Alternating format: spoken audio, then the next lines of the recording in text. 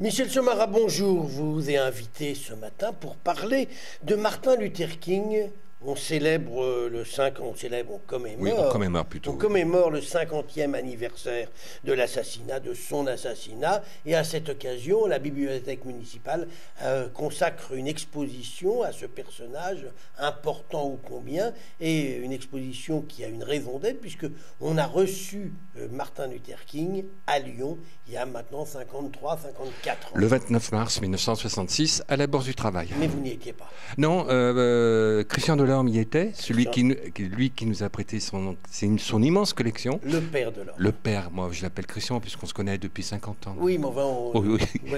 Bon, alors Michel Somara, vous êtes le commissaire de cette exposition, et on a l'impression que vous avez un peu voulu gommer l'aspect religieux du pasteur Martin Luther King. Absolument pas. Bon, on n'a pas l'impression que vous insistez beaucoup sur le fait quand même qu'il y avait toute cette dimension religieuse. C'est parce que vous êtes franc-maçon et militant de la cause... Faut pas me chercher, hein. Oui. Ne me cherchez pas. Alors dans l'ordre, vous n'avez pas dû y aller à l'exposition parce qu'on a reconstitué à l'intérieur le temple.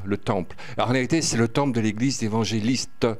Non, et la dimension protestante est tout à fait présente. Et d'ailleurs, sur différents panneaux, on rappelle à la fois son entourage protestant et certains LGBT.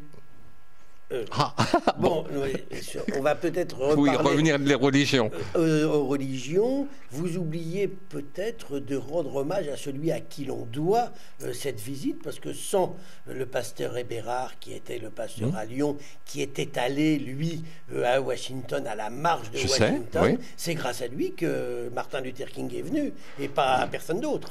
Robert Vial, il est quand même aussi pour quelque chose. Robert Vial a été celui qui l'a accueilli à Lyon, et on en parlera dans un instant. Oui, qui était le chercher d'ailleurs avec sa petite voiture à l'aéroport de Bon, parce qu'à l'époque, au niveau municipal, il n'y avait strictement personne. Ils étaient tous aux abonnés absents. Non, ils étaient à l'inauguration de la foire. Ils saucissonnaient, ils buvaient du Beaujolais à la foire de Lyon. Bon, et donc le pasteur Eberhard est un pasteur qui a joué un rôle considérable. Vous l'oubliez un peu dans votre expo?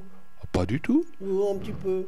Non, il est présent, entre autres, pour votre information, en tant qu'éditeur, j'ai publié les trois discours de Martin Luther King. Et je mets sur le même plan, ça va vous faire plaisir, Washington, Oslo, où il a le prix Nobel, et Lyon, Bourse du Travail. Donc nos amis élus vont être contents, enfin, que Lyon soit une ville internationale, puisque je mets sur le même plan les trois discours, Washington, Oslo et Lyon. Michel Somara, vous y étiez pas, mais le père Delorme a pu vous raconter, vous avez bien connu Robert Vial, qui lui est allé le chercher à l'aéroport pour l'amener à Lyon. Ça a été un événement, cette visite lyonnaise?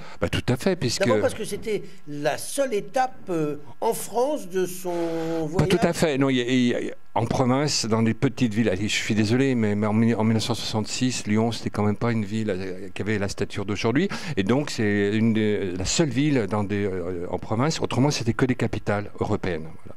Oui, c'est ça. Voilà, donc c'est la seule ville en dehors des grandes capitales en France. Tout à fait. Oui. Voilà, et pourquoi ce choix de Lyon?